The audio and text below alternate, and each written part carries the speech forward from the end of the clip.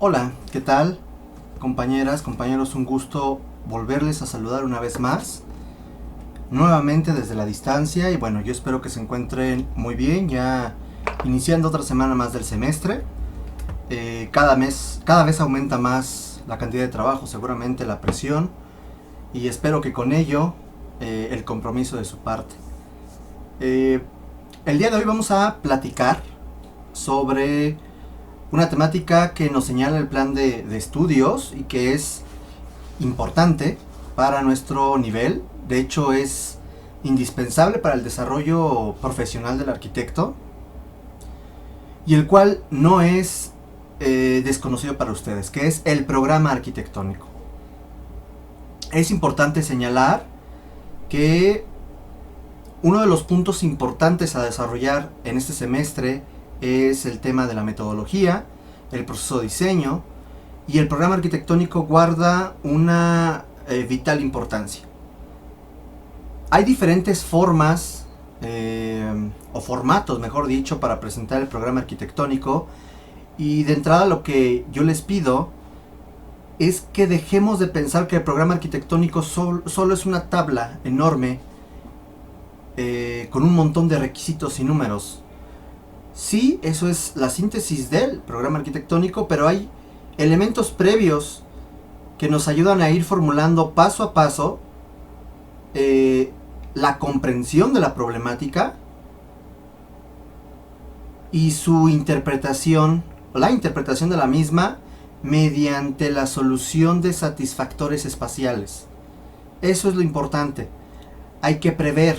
El programa arquitectónico lo que nos sirve es el prever. Una vez que yo tengo bien identificadas las cosas que quiero, los espacios, los componentes espaciales que quiero integrar en mi propuesta arquitectónica, tengo que prever muchos de los elementos que me condicionan y me delimitan mi proyecto arquitectónico, los cuales al concentrar en una serie de tablas, en una serie de análisis, me ayudan a poder alcanzar con mayor claridad estos objetivos. Aquí les estoy presentando una imagen del maestro Alfonso Ramírez Ponce, del cual hemos platicado anteriormente. Es importante que vean la relación de estos puntos que les voy a decir. Primero, si ustedes se fijan, está situando al ser humano, al ser, en el centro de este diagrama, entendiendo a la mujer y al hombre como el elemento central de la arquitectura, y encontramos un montón de rayas, ¿no? De líneas, de indicaciones. ¿Qué son? Primero, en este color salmón, encontramos el problema, ¿ok? Encontramos el programa en amarillo, encontramos el proyecto y finalmente encontramos el objetivo, que es la obra habitada. Sin embargo, para poder alcanzar cada uno de estas grandes etapas, hay una serie de elementos que nos ayuda a articular, a concatenar cada uno de estos aspectos. Por ejemplo, una vez que, y es lo que hemos estado viendo en las anteriores clases, una vez que yo tengo un planteamiento del problema, que yo delimité, que yo entendí, que yo comprendí lo que tengo que hacer, y que he fijado yo el cómo poder llegar a ciertos objetivos, a ciertos supuestos, tengo yo que planificar una investigación. Y aquí viene el término de investigación, ¿ok? Y es importante porque la investigación es el que me va a conducir el desarrollo del mismo proyecto. Una vez que yo ya investigué, tengo que comenzar a concluir, a reflexionar. Y uno de estos elementos es el programa arquitectónico. El programa arquitectónico es, por así decirlo, una transición o articulación de la investigación, entendiendo que la investigación nos va a ayudar a determinar ciertos factores intrínsecos y extrínsecos que condicionan y determinan al proyecto arquitectónico, el programa arquitectónico nos va a ayudar a sintetizar todos los elementos abstractos, todos los elementos cualitativos y cuantitativos identificados en la investigación, para ahora sí poder comenzar a plasmar ciertas ideas. Y eso es lo que aquí en este diagrama del maestro Alfonso Ramírez Ponce llama proyección, que más adelante veremos el proceso de diseño o el planteamiento conceptual o la conceptualización o el planteamiento arquitectónico, los diferentes nombres con el cual se suele designar a esta etapa. Una vez que uno genera diferentes análisis de alternativas, porque hay que entender que el proyecto no sale a la primera, el proyecto sale a partir del estudio de muchas alternativas que se van generando hasta identificar las más viables, las más coherentes y comenzar a entender las secuencias espaciales que se están proponiendo y que se requieren. Una vez que tengo yo eso, puedo pasar al proyecto arquitectónico y sus diferentes etapas. No quedarnos nada más en un anteproyecto, sino ya el desarrollo de un proyecto arquitectónico a nivel ejecutivo, con sus diferentes rubros, que el arquitectónico, que el estructural, que las ingenierías, que la arquitectura del paisaje, detalles, que aluminios, cancelerías, herrerías, sanitarios, etcétera, etcétera, etcétera, etcétera. Podemos pasar a otro elemento, a otra etapa que es la construcción, la edificación. Esta etapa en donde comienzo a materializar a una escala 1 a 1 mis ideas, mis dibujos, para llegar a la tan deseada obra habitada y finalmente cerrar el ciclo valorizando lo que acabo de construir. ¿Cómo? Pues una vez que la mujer y el hombre habiten este proyecto, podré valorar la lógica que tuvo mi planteamiento del problema arquitectónico. Eso es lo que hace difícil y diferencia al desarrollo arquitectónico de otras disciplinas, en donde para poder experimentar el cómo es el habitar, la mayoría de las veces tendría yo que construirlo, y eso hace que sea esto muy muy difícil. Quiero que leamos esta frase del gran arquitecto brasileño del movimiento moderno, que es Oscar Niemeyer. Si recordamos Oscar Niemeyer, y si no, ahorita lo platicamos.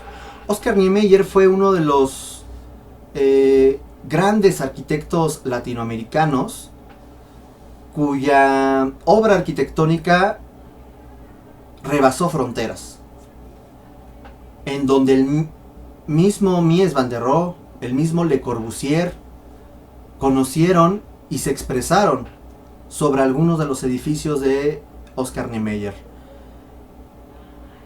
Sin embargo, si bien es cierto que este arquitecto es representante del movimiento moderno latinoamericano, brasileño, es también muy pertinente señalar que este arquitecto no fue ortodoxo, no fue o no siguió las reglas funcionalistas o del estilo internacional del momento. Mezcló con una ideación regional, el regionalismo. Fue algo que va a marcar mucho su arquitectura. Si bien el funcionalismo busca girar en torno al desarrollo funcional de la obra, Niemeyer mezcló mucho la tendencia de lo plástico en la obra, y esto haría que fuera diferente a otras propuestas del movimiento moderno a nivel internacional. Oscar Niemeyer nos dice: la arquitectura exige con anticipación que el arquitecto se integre a problemas tan variados del trabajo a realizar. La naturaleza del terreno, el ambiente en que está inserta la construcción y el sentido económico que representa, la orientación, y solamente después enterarse de todo eso, y solamente después de enterarse de todo eso, es que comienza a dibujar, haciendo croquis en busca de la idea deseada. Eso es importante. Mal haría el arquitecto que al ya tener un planteamiento general de la problemática, comience a dibujar, comience a hacer planteamientos. Tenemos que detenernos, analizar aún más la problemática, comenzar a investigar, comenzar a contextualizar nuestra misma problemática y nuestros posibles supuestos, nuestras posibles soluciones urbano-arquitectónicas, para que ahora sí podamos nosotros generar diferentes croquis. Más adelante vamos a hablar sobre esta metodología de diseño o las diferentes etapas que podríamos tener nosotros en la propuesta arquitectónica. Que hay que considerar que Oscar Niemeyer pues fue un genio de la arquitectura. Oscar Niemeyer salió de lo convencional, salió de las reglas establecidas, y bueno, no digo que todos hagan lo mismo, pero creo que primero hay que aprender a caminar para después correr. Y estoy seguro que este señor hizo eso. Supo cómo estaba estructurada la metodología, y después se los exploró, buscó y encontró diferentes alternativas y siguió por ese camino. Vamos a comparar dos definiciones sobre programa arquitectónico que nos señala primero Oscar Niemeyer y luego Alberto Aray. Recordemos que Oscar Niemeyer fue el arquitecto que diseñó la famosa Catedral Metropolitana de Brasilia, que seguramente todos conocen, y que si no en quinto semestre seguramente lo analizarán en historia, o los famosos frontones de Ciudad Universitaria, que son obra de Alberto Aray, con una reminiscencia claramente neoprehispánica y muy funcional a la época.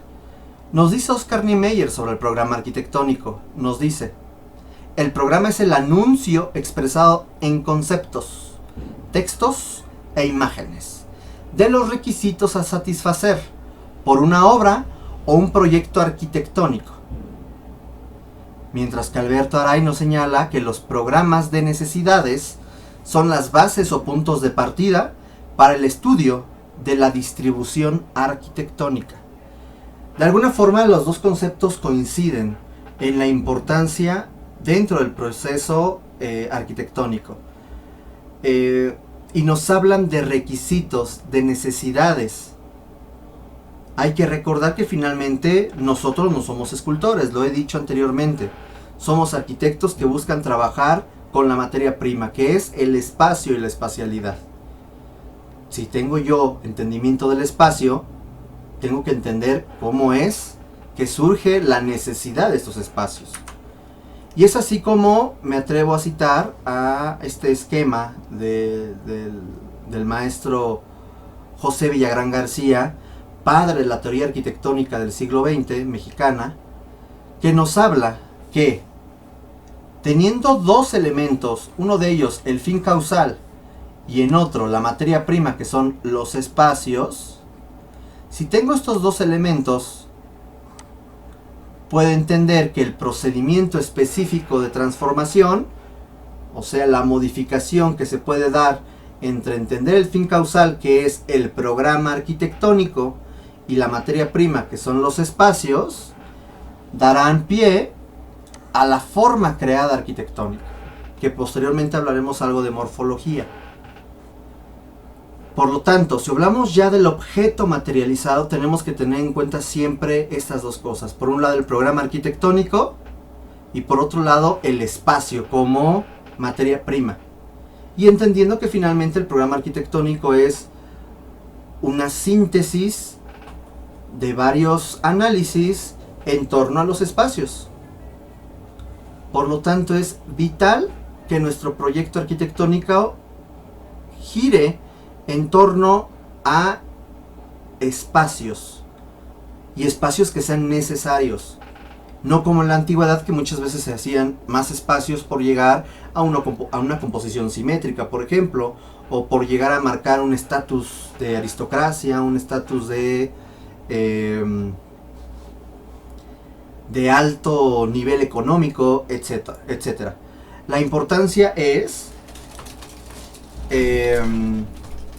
lo importante es cubrir las necesidades de las mujeres y de los hombres, del ser vivo, del ser. Aquí tenemos un esquema también basado en los textos de José Villagrán, en donde va de lo general a lo específico. Todo esto azul son las generalidades que hay que considerar al momento de hacer un programa arquitectónico. Tenemos que entender la relación entre el hábitat natural y el ambiente natural. O sea, los determinantes físicos, geográficos, el clima, la topografía, la geología, la cultura y el ambiente artificial, como las costumbres, tradiciones, orientación social, idiosincrasia, etc.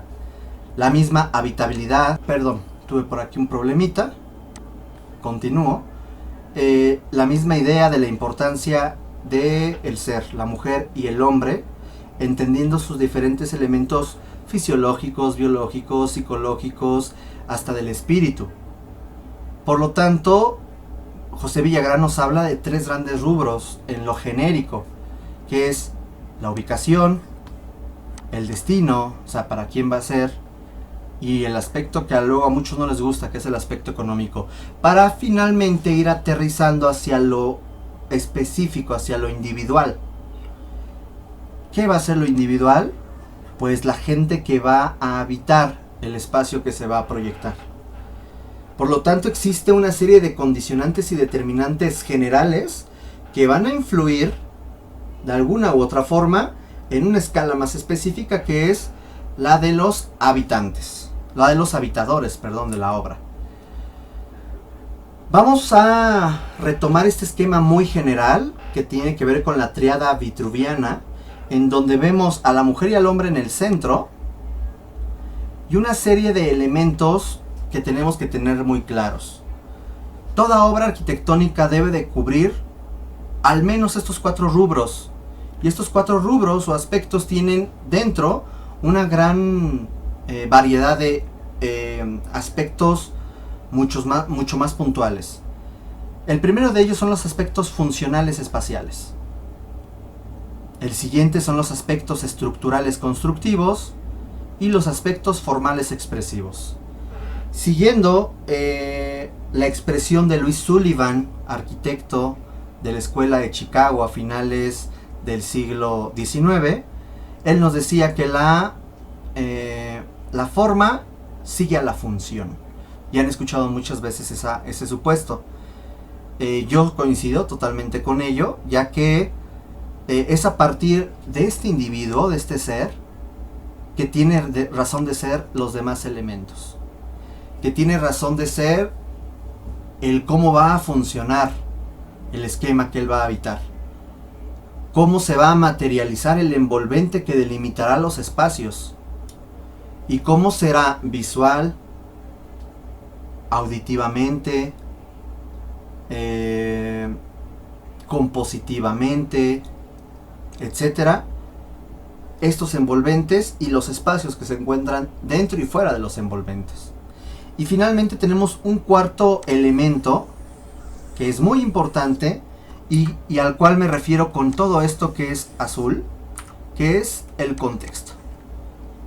Nosotros tenemos que entender que la obra arquitectónica se relaciona con el contexto, ya que de no ser así, podemos caer en la posibilidad de que la obra está descontextualizada, que está fuera de escala urbana, que es un elefante blanco, que no se integra con el tejido, con la traza urbana. Y si bien hay propuestas arquitectónicas y urbanas en donde quizás lo que tú buscas es no integrarte, mínimo tienes que entender un poco el contexto. Entonces no olviden estos 4 puntos: contexto, aspecto espacial funcional, aspecto constructivo estructural y el aspecto formal expresivo. Cuando ustedes proyecten, Siempre intenten entender esto. Mi obra, ¿cómo se relaciona con el contexto? ¿Cómo va a funcionar? ¿Cómo se va a construir? ¿Y cómo se va a ver? ¿Ok? Nunca piensen, porque comúnmente caemos en ese error. Pensar en primero cómo es la forma y después veo cómo se construye y luego veo cómo meto los espacios. Y luego veo, a ver si me da gana, cómo se relaciona con el contexto. No, debe de ser un análisis sincrónico, al mismo tiempo estos 4 elementos. ¿Ok? Por eso cuando se habla de una primera imagen, y aquí adelantándome un poco, la primera imagen no será el cómo se ve, sino el cómo se usa, cómo se construye y cómo se relaciona con el contexto, a fuerzas. Ya habíamos platicado anteriormente, vamos a reforzar una vez más estos términos. La mujer y el hombre tienen una serie de necesidades básicas, de seguridad, sociales. Estas necesidades se van a traducir en actividades específicas. Y aquí me voy hacia este esquema, en donde ponen el habitar y el existir, una condición existencialista básica. El espacio existe porque yo existo. En donde si yo tengo hambre, pues tengo que comer. Si yo tengo sueño, pues tengo que descansar. Si yo quiero recrearme, pues voy a jugar. O algún otro tipo de entretenimiento. Si yo necesito dinero, si yo necesito pues generar los ingresos, pues tengo que trabajar. Si yo necesito cultivar el cuerpo, pues tengo que hacer ejercicio y cuidar la salud. Si yo tengo que cultivar la mente y el espíritu, bueno, pues tengo que estudiar. Tengo. Se repite muchos tengos. O sea, son necesidades que uno tiene. Y por lo tanto, al momento de que yo tengo una necesidad, por ende se genera una actividad. Y si se genera una actividad, en consecuencia, debe de existir, arquitectónicamente hablando, un espacio. Un espacio propicio para satisfacer esa actividad. Satisfacer esas necesidades en consecuencia. Si yo tengo hambre, voy a comer. Y voy a comer en un lugar propicio para ello. En donde haya un espacio propicio para que prepare mi comida. Y después, ya sea que ahí o ya sea que fuera, lo pueda consumir. Oye, necesito yo dormir. Bueno, entonces necesito yo un espacio en donde pueda yo dormir. De forma segura, que no me molesten, que no me entre la luz del sol, etcétera, etcétera, etcétera. Necesito yo estudiar. Entonces, si yo necesito estudiar, necesito generar un espacio en donde tenga yo quizás un mueble, un escritorio, tenga unos libros, tenga yo ciertos elementos contenidos en un espacio propicios para desarrollar esa actividad y satisfacer esa necesidad. Entonces siempre tengan en mente esas 3 relaciones: necesidades, actividades, espacios. ¿Ok? Cuando nosotros comúnmente proyectamos, ya proyectamos los espacios. Pero ¿qué pasa aquí? Los espacios deben de cubrir una actividad y la actividad una necesidad. Siempre acuérdense de eso. Ya lo hemos visto, pues nuevamente para que les quede claro. Pero aquí vamos a encontrar factores que afectan, que delimitan y condicionan esos espacios. Ya habíamos hablado de las condicionantes la clase anterior, de las determinantes, que finalmente hay condicionantes que se convierten en determinantes, que hay ciertos elementos que me delimitan, que me generan unas restricciones del cómo puede ser. Tanto el dinero, como la geografía, como la ubicación, como la normativa, como la misma composición, etc. Y por un lado, aquí dejen muevo esta imagen, ahí está. Y por el otro lado, lo que vamos a hablar el día de hoy, los modos de vida. Resulta que cada ser, cada mujer y cada hombre, tiene diferentes formas de vivir la vida, de entender la vida, de querer vivir. Y eso va a ser algo muy importante porque va a impactar en nuestra arquitectura. Ya habíamos platicado de la pirámide de Maslow, que se refiere a que la arquitectura tendría que, por lo menos, atender estas 3 niveles de necesidades básicas. Las necesidades fisiológicas, las necesidades de seguridad, las necesidades sociales. ¿Ok?